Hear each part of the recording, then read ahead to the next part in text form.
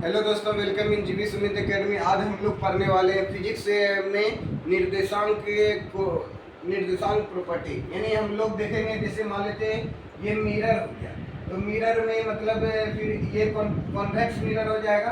अगर इधर कर लेंगे तो कॉनकेव मिरर, इधर रख देंगे तो कॉनकेव मिरर होगा। तो बताना कि ऑब्जेक्ट यू का प्लेस पॉजिटिव होगा कि निगेटिव होगा। यानी इस साइड जो ये डायरेक्शन हो गया, ये निर्देशांक प्रॉपर्टी हो गया। इसमें मतलब इस साइड का जितना सिंबल होगा ये पॉजिटिव होता है, इस साइड का जितना भी होगा ये नेगेटिव होता है। इसी के बारे में हम लोग आज पढ़ेंगे, यानी फिजिक्स का। और ये आपका दो टॉपिक में काम आएगा, लाइट ऑफ रिफ्लेक्शन और रिफ्रैक्शन ऑफ लाइट। ये दोनों टॉपिक में आपको काम देगा। तो चलिए हम लोग देखते हैं। चलिए तब हम लोग निर्देशांक ज्योमेट्री का पॉइंट देखेंगे। जैसे आपको दिया गया है निर्देश ये वाला यहाँ तक पढ़ा दिए थे, आप पढ़ेंगे हम लोग निर्देशांक चिन्ह प्रॉपर्टी, यानी कोऑर्डिनेट साइन कन्वेंशन निर्देशांक चिन्ह प्रॉपर्टी। ये दो टॉपिक में काम आएगा और प्रत्येक टॉपिक में काम आएगा, तो इसको समझना है। ये सब चीज़ लिखने यहाँ लिखा हुआ है, लेकिन मेन बात समझने का चीज़। जैसे मान लेते हैं ये आपका प्रिंसिपल एक्सिस हो गया, आप 10th क्लास में भी पढ़े होंगे, 9th क्लास में। जैसे मान लेते हैं ये कोऑर्डिनेट हो गया, तो ये कोऑर्डिनेट हो गया, मतलब ये आपतित किरण हो गया। इधर से क्या हो गया, आपतित किरण। ये वाला किरण जो होगा ये पी हो गया पोल, यहाँ पे क्या हो गया, पोल हो गया। ये एक्स डैश एक्सिस हो गया, ये एक्स डैश एक्सिस हो गया, ये क्या हो गया, एक्स एक्सिस हो गया। पी मतलब मूल बिंदु इसको बोलते हैं।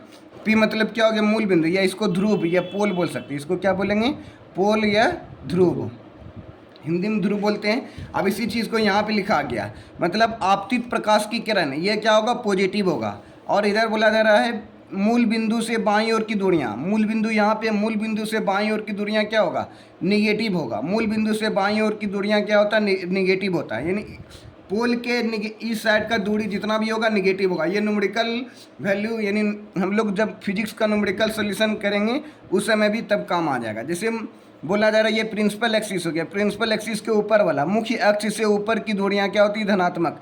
मुख्य अक्ष से ऊपर की दूरियां क्या होती है, धनात्मक, ये पॉजिटिव होती है। मुख्य अक्ष से ऊपर वाला दूरी क्या होगा, पॉजिटिव होगा। और मुख्य बिंदु से मुख्य अक्ष से नीचे की ओर की दूरियां क्या होगा, निगेटिव, मतलब ये वाला दूरी निगेटिव होगा, ये निगेटिव हो गया। मुख्य अक्ष से नीचे वाला दूरी क्या होगा, निगेटिव होगा। मुख्य अक्ष से ऊपर की दूरियां क्या हो गया, पॉजिटिव। और मुख्य अक्ष से, ये मुख्य अक्ष हो गया, इसके नीचे की दूरी क्या होगा, निगेटिव होगा। मूल बिंदु से दाईं ओर की दूरी पॉजिटिव होगा, इधर भी क्या होगा, पॉजिटिव होगा। तो यहाँ पे हम लोग देख लेते हैं, इधर सारा निगेटिव होगा, इधर जो हम लोग लेंगे इधर वैल्यू क्या होगा, नेगेटिव होगा। इधर का दूरी क्या होगा, पॉजिटिव होगा। ऊपर का वैल्यू क्या होगा, पॉजिटिव होगा। नीचे वाला जो वैल्यू होगा वो नेगेटिव होगा। ये माइनस भी मतलब नेगेटिव को डिनोट करता है। अब गोल दर्पण के लिए निर्देशांक चिन्ह परिपट्टी, यानी गोल दर्पण के लिए निर्देशांक चिन्ह परिपट्टी हम लोग पढ़ लिए। अब देखना चिन्ह परिपट्टी के अनुसार से अवतल दर्पण की वक्रता त्रिज्या r और फोकस दूरी ऋणात्मक होती है। कैसे, तो इसका देखिए पॉइंट वन का स्ट्रक्चर और फार्मूला बना देते हैं। अवतल दर्पण का फोटो कैसे होता है, ऐसा दर्पण जिसका बाहर वाला सतह क्या होना चाहिए, कलई क्या हो, अंदर वाला सतह क्या होना चाहिए, मतलब सटा रहना चाहिए। क्या रहना चाहिए, सटा रहना चाहिए। तो ये हो जाएगा। तो चलिए अवतल दर्पण, ये क्या हो गया, अवतल दर्पण। अवतल दर्पण क्या बता रहे थे, अवतल दर्पण इस प्रकार से होता है, जिसका बाहरी सतह क्या होता है, कलई क्या होता है, जिसका बाहरी सतह कलई क्या होता है और अंदर वाला सतह क्या होता है, चमकीला। तो ये हो गया प्रधान एक्सिस, ये क्या हो गया, प्रधान एक्सिस हो गया। तो अवतल दर्पण की वक्रता त्रिज्या किधर होगा, जब ये गोल करेंगे तो वक्रता त्रिज्या किधर आएगा, इधर आएगा, इधर आएगा वक्रता त्रिज्या, मतलब ये क्या हो गया, सेंटर ऑफ कर्वेचर सी हो गया। और फोकस कहाँ होगा, ये फोकस होगा, ये क्या होगा, फोकस होगा। तो यहाँ बोला दर अवतल दर्पण की वक्रता त्रिज्या r, मतलब यहाँ से यहाँ तक का दूरी को क्या बोलते हैं, r बोलते हैं। यहाँ से यहाँ तक की दूरी को क्या बोलते हैं, और ये p पोल होता है। ये दूरी क्या होगा, ये दूरी धनात्मक होगा, ये दूरी क्या होगा, सॉरी निगेटिव होगा। क्या होगा, निगेटिव। यहाँ बताए ना, इधर वाला दूरी क्या होगा, सारा निगेटिव होगा। अब बोला जा रहा फोकस कौन होगा, ये वाला दूरी f होगा, ये दूरी क्या होगा, f भी क्या होगा, निगेटिव होगा, f भी क्या होगा, निगेटिव होगा। ये कौन सा दर्पण है, अवतल दर्पण है। तो अवतल दर्पण में क्या होता है, radius of curvature r negative होता है और फोकस क्या होता है, दोनों निगेटिव होता है। यानी फोकस और रेडियस ऑफ कर्वेचर, मतलब वक्रता त्रिज्या और फोकस दूरी दोनों क्या होता है, निगेटिव होता है। अब सेकंड पॉइंट में क्या बोला जा रहा है, जैसे सेकंड पॉइंट में बोला जा रहा है आपको उत्तल दर्पण की वक्रता त्रिज्या r तथा फोकस दूरी धनात्मक होती है। उत्तल दर्पण की वक्रता त्रिज्या r और फोकस दूरी क्या होती है, धनात्मक होती है। जैसे मान लेते हैं अवतल, पहले क्या बनाना पड़ेगा, उत्तल दर्पण। तो उत्तल दर्पण किस प्रकार से बनाते हैं, इस प्रकार से, ये उत्तल दर्पण हो गया। अब इधर सेंटर, अब इसका कर्व किधर है, इधर, तो मतलब सेंटर ऑफ कर्वेचर किधर होगा, यहाँ पे सी होगा और फोकस यहाँ पे होगा, इसको कैपिटल एफ बोलते हैं। आप बोला अगर उत्तल दर्पण की वक्रता त्रिज्या आर, मतलब यहाँ से यहाँ तक को दूरी क्या बोलते हैं, आर बोलते हैं। सेंटर ऑफ कर्वेचर और पोल के बीच की दूरी क्या बोलते हैं, आर।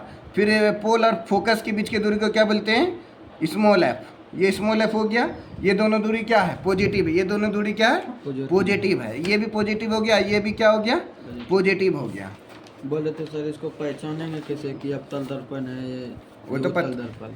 अरे शुरू में बताया था आपको, अब वो खरीद लिए। देखिए अवतल दर्पण कौन सा, जैसे हाथ का लिए बच्चा का करना कि सर मतलब उत्तल अवतल दर्पण को कैसे पहचानेंगे, तो इस प्रकार से करना, जिसका चमकीला सतह ऊपर वाला भाग कलई क्या हो और अंदर वाला भाग चमकीला हो, तो उस दर्पण को बोलते हैं अवतल दर्पण। उस दर्पण को क्या बोलते हैं, अवतल। यानी वैसा सतह जिसका ऊपर वाला भाग कलई क्या हो और अंदर वाला भाग क्या हो, चमकीला हो, तो उस दर्पण को क्या बोलते हैं, अवतल दर्पण। अब वैसा दर्पण जिसका ऊपरी सतह चमकीला हो, देखो ऐसे मतलब हाथ किए थे, शुरू में बताए थे बहुत दिन पहले, जिसका ऊपरी सतह चमकीला हो और अंदर वाला भाग क्या हो, कलई क्या हो, तो वैसा दर्पण को क्या बोलते हैं, उत्तल दर्पण बोलते हैं।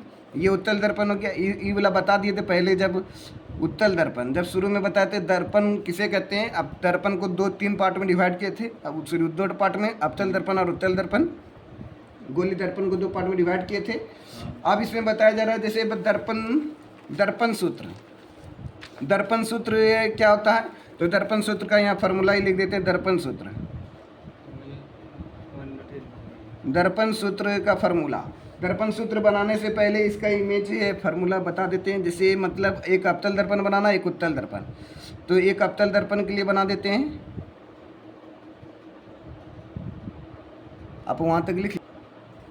जैसे ये क्या हो गया, हम लोग दर्पण सूत्र बनाने वाले हैं। दर्पण सूत्र, ये मतलब कौन सा दर्पण है, अभी बताएं। ये अवतल दर्पण है, अवतल दर्पण। अवतल दर्पण मान लेते हैं, ये क्या हो गया, प्रिंसिपल एक्सिस हो गया, ये प्रिंसिपल एक्सिस हो गया। यहाँ पे क्या होगा, सेंटर ऑफ कर्वेचर है, यहाँ पे क्या होगा, सेंटर ऑफ कर्वेचर होगा, मतलब सी हो गया। और यहाँ मान लेते हैं ऑब्जेक्ट को रखा गया, यहाँ पे ओ माना ऑब्जेक्ट को रखा गया। ओ मतलब क्या हो गया, ऑब्जेक्ट को रखा गया है। ई दोनों के बीच में क्या होता है, एफ होता है। ई दोनों के बीच में क्या होता है, एफ माना फोकस हो गया। अब यहाँ से यहाँ तक आप 2 चीज़ को ध्यान में रखना, किसको हम लोग फोकस दूरी बोलते हैं, वस्तु दूरी, प्रतिबिंब दूरी, फोकस दूरी, वक्रता त्रिज्या, और उसके बाद हम लोग दर्पण सूत्र का बनाएंगे। तो पहले आपको यहाँ पे डिनोट कर देते हैं, यानी किसको हम लोग क्या बोलते हैं। दर्पण सूत्र में यहाँ पे लिख रहे हैं, यू मना क्या होता है, वस्तु दूरी। यू मना क्या होता है, वस्तु दूरी, मना ऑब्जेक्ट डिस्टेंस, ऑब्जेक्ट डिस्टेंस। भी मना होता है प्रतिबिंब दूरी। भी मना क्या होता है, प्रतिबिंब दूरी। भी मना प्रतिबिंब दूरी, यानी इमेज डिस्टेंस, इमेज डिस्टेंस। फिर बोलते हैं एफ। एफ मना क्या होता है, फोकस दूरी। एफ मना क्या होता है, फोकस दूरी। इसको एफ से डिनोट करते हैं, इसको फोकल लेंथ बोलते हैं इंग्लिश में। और सी मतलब होता है, सी मतलब सेंटर ऑफ कर्वेचर, ये तो जानते करते हैं। वक्रता केंद्र से इसको बोलते हैं, वक्रता केंद्र, यानी फिर उसके बाद आर बोलते हैं वक्रता त्रिज्या। आर मतलब क्या होता है, वक्रता त्रिज्या। जैसे मैथ में त्रिज्या होता है, उसी तरह वक्रता त्रिज्या हो गया। ये इस टाइप से हो गया। तो यहाँ पे यू मतलब वस्तु प्रतिबिंब दूरी। मान लेते हैं यहाँ पे ऑब्जेक्ट को रखिए, यहाँ पे ऑब्जेक्ट को रखिए, तो ये ऑब्जेक्ट को रख दिए, इस प्रकार से क्या रख दिए, ऑब्जेक्ट को रख दिए, ये ऑब्जेक्ट रख दिए। तो यहाँ से यहाँ तक का डिस्टेंस क्या कहलाएगा, यू कहलाएगा। यहाँ से यहाँ तक का डिस्टेंस क्या कहलाएगा, यू। ये पोल है, ये क्या है, पोल है। तो पोल और ऑब्जेक्ट के बीच का डिस्टेंस क्या होता है, यू होता है। यू अब अवतल दर्पण में निगेटिव होगा कि पॉजिटिव, तो अवतल दर्पण में जो है यहाँ बताए थे प्रिंसिपल एक्सिस के पोल के इस साइड में क्या होता है, निगेटिव होता है। क्या होता है, निगेटिव। इसलिए यू का मान यहाँ पे क्या होगा, निगेटिव होगा। यू का मान क्या होगा, निगेटिव। अब उसी तरह से यहाँ पे फोकस, यानी ये जो हो गया, मान लेते इसका इमेज यहाँ पे बन गया, इमेज मान लेते इसका इमेज देने यहाँ पे बन गया। आई मतलब इमेज हो गया, आई मतलब इमेज। यहाँ पे रफ फोटो बना करके बता रहा है, आई मतलब इमेज बन गया। यहाँ पे छोटा सा मान लेते इमेज बन गया। तो यहाँ से यहाँ तक का दूरी को क्या कहेंगे, यहाँ से माइनस भी भी बोलेंगे। क्या बोलेंगे? माइनस भी। भी माना प्रतिबिंब दूरी और पोल के इस साइड में, इसलिए निगेटिव होगा। माइनस भी हो गया, ये निगेटिव दूरी हो गया। फिर उसके बाद फोकस। फोकस यहाँ से यहाँ तक की दूरी को क्या बोलते हैं? एफ। तो पोल और फोकस के बीच की दूरी को क्या बोलते हैं? फोकस। यानी ये क्या होगा? निगेटिव होगा। ये भी क्या होगा? निगेटिव, क्योंकि पोल के इस साइड का दूरी है ना। तो यहाँ पे अवतल दर्पण में यू क्या होता है? निगेटिव होता है। वस्तु दूरी मतलब भी मतलब क्या? प्रतिबिंब दूरी, ये भी निगेटिव होता है। एफ माना फोकस दूरी, ये भी निगेटिव होता है। तीनों क्या होता है? निगेटिव होता है। और रेडियस ऑफ कर्वेचर भी आल्सो निगेटिव होता है। अगर यहाँ से यहाँ तक बोलेंगे ये आर है तो ये भी निगेटिव होगा। ये भी क्या होगा? निगेटिव होगा, क्योंकि सारा लेफ्ट साइड में ही है। उसी तरह से हम लोग उत्तल दर्पण का बनाएंगे। तो ये अवतल दर्पण का हो गया। अब यहाँ तल दर्पण का इधर बना देते हैं। कोई दिक्कत नहीं।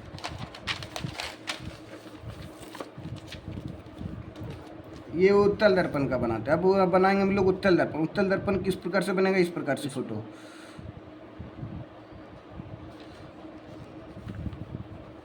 ये मतलब पोल हो गया, ये फोकस हो गया, ये सेंटर ऑफ कर्वेचर हो गया। ये क्या हो गया? सेंटर ऑफ कर्वेचर हो गया। अब ऑब्जेक्ट को मान लेते हैं यहाँ पे रखेंगे। यहाँ यू मतलब क्या हो गया? ऑब्जेक्ट। ये उत्तल दर्पण का बना रहे हैं। ये उत्तल दर्पण। उत्तल दर्पण में किसका इमेज का बनेगा? मान लेते हैं ये ऑब्जेक्ट हो गया, यहाँ पे ऑब्जेक्ट को रख दिए तो ये ऑब्जेक्ट हो गया।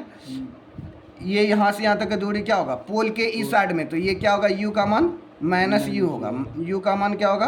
माइनस यू होगा, क्योंकि पोल के इस साइड में ना, अभी पीछे बताए थे पोल के जब लेफ्ट साइड में रहेगा तो उसका मान यू होता है, मतलब निगेटिव होता है। फिर ये निगेटिव हो गया। मान लेते हैं इसका इमेज यहाँ पे बन गया। आई मतलब इमेज, इसका इमेज यहाँ पे बन गया तो इसका भी का मान क्या होगा? भी का मान पॉजिटिव होगा। भी का मान क्या होगा? पॉजिटिव। लेकिन लिखते ना है, भी का मान क्या होगा? पॉजिटिव। भी का मान पॉजिटिव होगा। फिर यहाँ से यहाँ तक को फोकस बोलते हैं। यहाँ से यहाँ तक को क्या बोलते हैं? फोकस। ये भी क्या होगा? पॉजिटिव होगा। ये भी एफ क्या होगा? पॉजिटिव। इसको लिखते हैं ना, मतलब एफ मतलब कहीं लिखा हो तो इसका मतलब पहले एफ लिखा हुआ। अगर माइनस लिखना तो माइनस एफ लिखा रहेगा। एफ मतलब प्लस छिपा हुआ, जैसे 5 लिखा हो इसका मतलब +5 लिखा है। -5 लिखना हो तो -5 देना पड़ेगा। उसके लिए क्या देना पड़ता है? -5 देना पड़ता है। उसी तरह से ये भी जो है इमेज डिस्टेंस जो है पॉजिटिव होगा। यू ऑब्जेक्ट डिस्टेंस मैंने वस्तु दूरी, ये निगेटिव होगा। फोकस क्योंकि पोल के इस साइड में बन रहा है, राइट साइड में बन रहा है तो ये क्या होता है? पॉजिटिव होता है। फोकस हो गया। ये उत्तल दर्पण के बारे में बता दें। अब हम लोग दर्पण सूत्र पढ़ेंगे। दर्पण सूत्र। दर्पण सूत्र का फॉर्मूला क्या होता है? 1/v + 1/u = 1/f। ये मतलब दर्पण सूत्र का फॉर्मूला हो गया। 1/v + 1/u = 1/f। ये कैसे होता है तो आगे 12th क्लास में पढ़ना है, प्रूफ करने के लिए बताया जाएगा। यहाँ पे खाली बस इतना ही, 1/v + 1/u = 1/f होता है। अगर मान लेते इसको दूसरा फॉर्म में लिखना चाहते हैं तो हम लोग क्या जानते हैं? f बराबर r/2 होता है। f बराबर क्या होता है? r/2 होता है। तो इसको दूसरा फॉर्म में भी लिख सकते हैं, 1/v + 1/u = ये 1 लिख दिए। f का मान कितना होता है? r/2। अब इसी को पलटेंगे ना, इसी को पलटेंगे तो 1/1 = r/2, यानी 1/v + 1/u = r/2 करके भी दिया जा सकता है ऑब्जेक्टिव में, मतलब ऐसे भी करके दिया जा सकता है। तो आपको घबराने की ज़रूरत नहीं है, क्योंकि फोकस क्या होता है? रेडियस का आधा होता है। रेडियस सेंटर कर्वेचर का आधा होता है फोकस, इसलिए ये r/2 हो गया। ऐसे भी दिया जा सकता है। अब आवर्धन पढ़ेंगे। क्या पढ़ेंगे? आवर्धन। आवर्धन। आवर्धन का फॉर्मूला क्या होता है? इंग्लिश आवर्धन को बोलते हैं मैग्निफिकेशन। आवर्धन को इंग्लिश में क्या बोलते हैं? मैग्निफिकेशन। तो यहाँ पे इसको हम समझा देते हैं। जिसे बोला आवर्धन, आवर्धन इंपॉर्टेंट है, एग्जाम में आता है। तो आवर्धन किसको बोलते हैं? पकड़िए तो इसको, प्रतिबिंब की ऊंचाई और वस्तु की ऊंचाई के अनुपात को आवर्धन कहते हैं। कुछ नहीं, बस प्रतिबिंब की ऊंचाई बटा वस्तु की ऊंचाई को आवर्धन, यानी एम मतलब मैग्निफिकेशन। एम मतलब क्या होता है? मैग्निफिकेशन। यानी आवर्धन किसको कहते हैं? प्रतिबिंब की ऊंचाई बटा वस्तु की ऊंचाई, यानी प्रतिबिंब की ऊंचाई और वस्तु की ऊंचाई के अनुपात को, अनुपात मतलब डिवाइड, यानी प्रतिबिंब की ऊंचाई और वस्तु की ऊंचाई के अनुपात को आवर्धन कहते हैं, यानी एम कहते हैं। एम बराबर क्या हो गया? प्रतिबिंब की ऊंचाई मतलब एच डैश एम, प्रतिबिंब की ऊंचाई क्या हो गया? एच डैश हो गया, और वस्तु की ऊंचाई क्या हो गया? एच हो गया। तो आवर्धन का फॉर्मूला क्या हो गया? आवर्धन को एम से डिनोट करते हैं, यानी एम = एच डैश बटा एच हो गया। यानी height of image, the ratio of height of image by height of object is called magnification. यानी इसको हिंदी में बोलेंगे वस्तु की ऊंचाई, मैं प्रतिबिंब की ऊंचाई ये एच डैश मतलब प्रतिबिंब बताया जा रहा है। एच डैश मतलब क्या है? प्रतिबिंब। प्रतिबिंब। प्रतिबिंब की ऊंचाई और वस्तु की ऊंचाई के अनुपात को क्या बोलते हैं? आवर्धन बोलते हैं। इतना से याद रखना है। इसको और दूसरे तरीका से भी डिनोट किया जा सकता है, जैसे अब बोला जा रहा मतलब जैसे ये मान लेते हैं अवतल दर्पण लिए। ये कौन सा दर्पण है? अवतल दर्पण। अवतल दर्पण का डायग्राम लिए मान लेते हैं ये अवतल दर्पण हो गया। ये इस प्रकार से क्लिक क्या हुआ है, ये इस प्रकार से ये प्रिंसिपल एक्सिस हो गया। सी मतलब सेंटर ऑफ कर्वेचर हो गया। एफ मतलब फोकस हो गया। और मान लेते हैं सेंटर ऑफ कर्वेचर फोकस के बीच में जब ऑब्जेक्ट को रखते हैं तो उसका इमेज कहाँ बनेगा? तो एक सीट से पहले इसका एक लाइट पास करवाएंगे, इसके हेड से एक लाइट पास करवा दिए। पास कराने के बाद क्या हो गया? ये फोकस होकर गुजर गया। फिर क्या बोला जा रहा है? ये पोल से पास करवाएंगे। इस लाइट को कहाँ करेंगे? पोल से पास करवाने। पोल से जब पास करवाएंगे तो उसी उतना ही एंगल बनाते हुए इधर की ओर रिफ्लेक्ट होकर आ जाएगा और यहाँ पे कट जाएगा। तो ये इमेज बन गया। ये क्या बन गया? एच डैश मतलब होता है इमेज, यानी इसका वस्तु का इमेज बन गया। क्या बन गया? वस्तु का इमेज बन गया। अब यहाँ पे थोड़ा मैथ का फॉर्मूला लगा हुआ, समरूप। जब ये 10th क्लास में समरूप पढ़ेंगे, 10th क्लास का जो चैप्टर 6 है ट्रायंगल, उसमें जब पढ़ेंगे तो उसमें बताएंगे दो वो ट्रायंगल का जरूरत पड़ता है। तो ए बी एक वस्तु है। ए बी क्या? एक वस्तु है और उसका प्रतिबिंब ए डैश बी डैश बना है। तो यहाँ पे मैथ का चैप्टर 6 यानी चैप्टर 6 क्लास 10th का पढ़ेंगे। अभी क्लास 10th का चैप्टर 6 में पढ़े, हो सकता है तो यहाँ पे थोड़ा आपको परेशानी होगा, लेकिन अभी समझ लीजिए। लेकिन जब 10th क्लास का पढ़ेंगे उस समय काम आ जाएगा, समझ में आ जाएगा तब। अभी क्या पढ़ रहे हैं? अभी मतलब अभी जो है ना ये मतलब प्रूव करने में यूज हो रहा है समरूप, सिमिलर ट्रायंगल का। इसलिए जैसे ए बी एक वस्तु है। ए बी क्या? एक वस्तु है और उसका प्रतिबिंब क्या हो गया? ए डैश बी डैश हो गया। उसी प्रकार हम लोग एक ट्रायंगल लेंगे, ए बी पी एक ट्रायंगल लिया गया है। फिर एक triangle A dash B dash P लिया गया है। ए डैश पी और B dash A B P लिया गया। ए बी पी यहाँ पे पी होगा और ए डैश पी और बी डैश समरूप है। तो ए डैश बी डैश का जो हाइट होगा वही ए बटा बी होगा, यानी इसका हाइट और इसका हाइट दोनों अनुपात में होगा। फिर बी पी यानी बी पी मतलब क्या हो गया? पी और बी डैश उस बटा फिर पी और बी, पी बटा बी। ये चीज़ मतलब जो है ना आपको 10th क्लास में जब ट्रायंगल टॉपिक पढ़ेंगे ना तो उसमें आएगा समरूप ट्रायंगल में। तो चिन्ह परिपाटी के अनुसार से क्या हो गया? ए डैश बी डैश क्या होगा? नेगेटिव होगा, क्योंकि नीचे है। इसका वैल्यू क्या होगा? नेगेटिव होगा। तो इसलिए यहाँ पे क्या हो गया? एच माइनस हो गया। अब ए बी क्या होगा? ये मतलब प्रिंसिपल एक्सिस के ऊपर में ये क्या होगा? पॉजिटिव होगा। ये क्या होगा? पॉजिटिव मतलब प्लस धनात्मक होगा। तो ये पॉजिटिव हो गया, यानी वस्तु की ऊंचाई पॉजिटिव होता है और प्रतिबिंब की ऊंचाई क्या होता है? नेगेटिव होता है। अब समीकरण से इन मान को रखने पर है, यानी इसका मान रखेंगे तो एम इक्वल टू क्या होता है? इसका फार्मूला हम लोग लिख देते हैं। एम इक्वल टू क्या पढ़े अभी? एच डैश बटा एच पढ़े। तो एम का फार्मूला अब यहाँ पे रखना है। तो एम का एच डैश इक्वल बटा एच हो गया। एक एच का फार्मूला जो है ना ये भी होगा, तो इसको तो बाद में आएगा एच डैश यानी एम।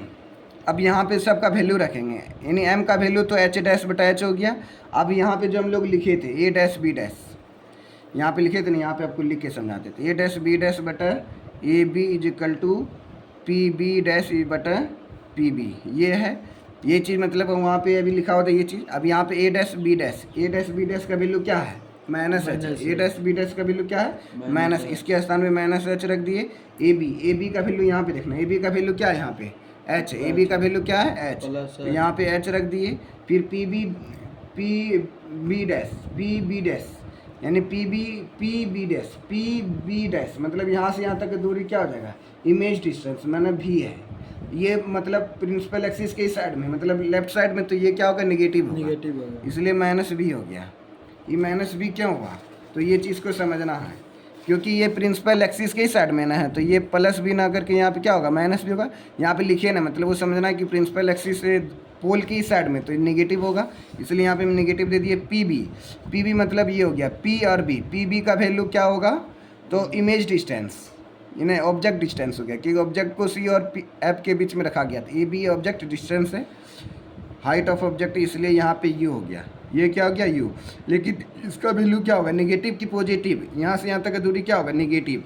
क्योंकि पोल के लेफ्ट साइड में बन रहा है, इसलिए ये क्या होगा, नेगेटिव हो गया। अब देखो नेगेटिव नेगेटिव कट गया, यहाँ एच डैश बटा एच है, एच डैश बटा एच है। अब हम लोग ये फार्मूला का प्रयोग कर लेंगे। यहाँ पे एच डैश, ये नेगेटिव एच डैश बटा एच है।